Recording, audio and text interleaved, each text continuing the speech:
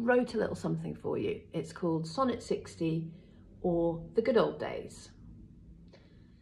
These are the good old days, the ones we'll look back and laugh at, you say, my sis, laughing in your birthday hot tub. But there are the days when life is happening so much and so fast that we can forget at times that they were actually the good old days, the yesterdays when we were always younger and those past were with us in the flesh.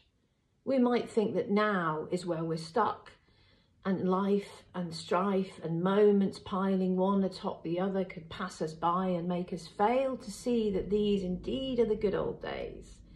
Like those crashing waves that Shakespeare tamed to the page when he said, like as the waves make towards the pebbled shore, so do our minutes hasten to their end, each changing pace with that which comes before, changing place with that which comes before, in sequent toil all forwards do contend, all forwards do contend.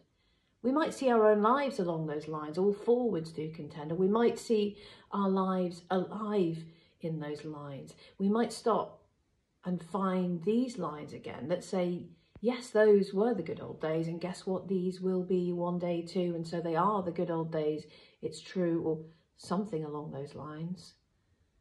The bard goes on. Nativity, once in the main of light, crawls to maturity, where being crowned, crooked eclipses against his glory fight, and time that gave doth now his gift confound. So he says, with age, the light that is the glory is hidden from our view, and that light is truth. I see now what you might mean. The older we get, perhaps, the less we glean of what it means to live out in the light of truth, the truth we knew as children and learned to forget we ever knew. You go on. Time doth transfix the flourish set on youth and delves the parallels in beauty's brow, feeds on the rarities of nature's truth, and nothing stands but for his scythe to mow. Shaky, woe. You hated how we age and how our beauty goes, or rather, how the flourish nature made is taken by the self-same hand that made it.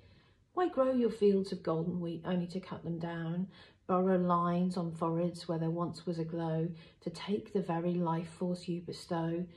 And then you set yourself the task of fighting time and God with words. For what else do us mortals have? You say, and yet to times in hope my verse shall stand, praising thy worth, despite his cruel hand. You end your sonnet as the form dictates a couplet that a vaulted promise makes, and yet I now detect the faltering meter in your final line. It's not quite the full I am that a sonnet and that love demands, and yet to times in hope my verse shall stand, praising thy worth despite his cruel hand. Does the verse still stand? Does it rally all that's in you against the waves of time and land as it should in that line?